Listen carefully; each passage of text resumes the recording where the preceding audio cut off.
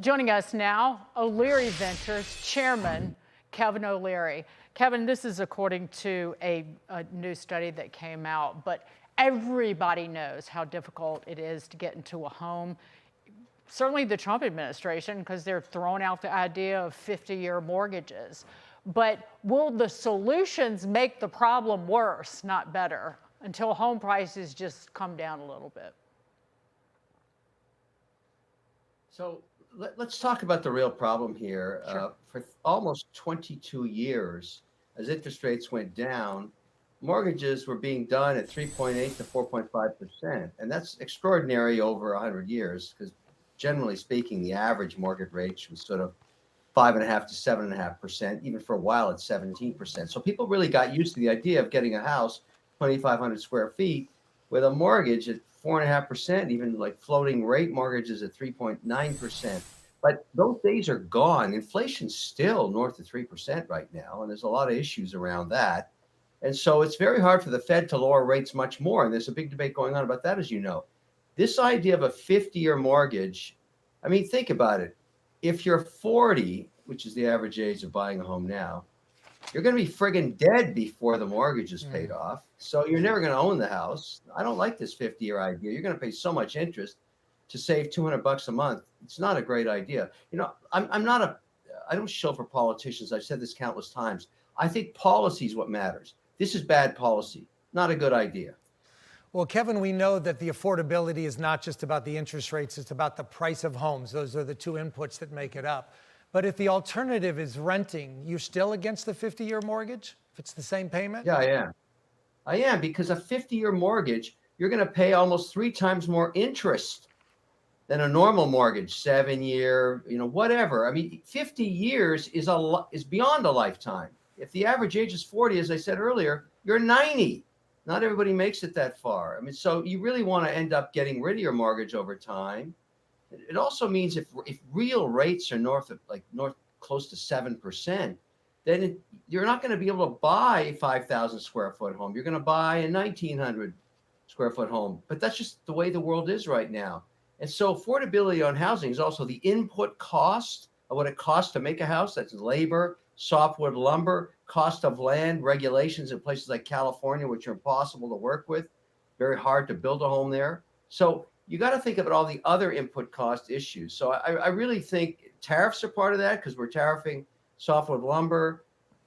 It's all in one big mix. But 50-year mortgage, no, net. Not a great idea. Kevin, let's move on to this. An article in Salon is facing widespread criticism after its headline blamed capitalism. Can you believe it? Capitalism for ruining the workplace. So this little gem popped up in Salon after a New York Times article led to a firestorm from the woke left after it originally asked the question, did women ruin the workplace? And the headline changed again, did liberal feminism ruin the workplace? It changed a few times. Yeah, a few times, I think, Kevin.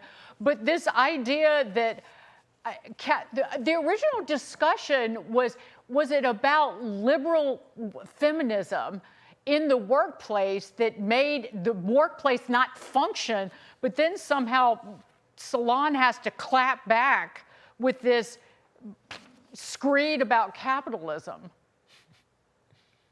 Yeah, well, let's just take those. Let's take those verticals individually. Capitalism.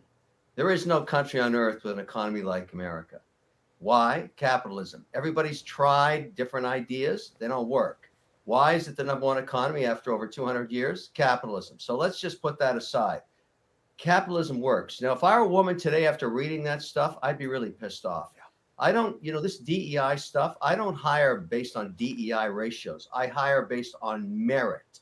So if you look at my companies that I've invested in, I have every gender, every race. I got people from other planets working there. I don't care what color you are, what religion you are, or whether you have fish hooks in your eyelids. I don't care. If you can do the job, I'll hire you. So I don't have to worry about DEI. I've got total diversity. I got lots of women.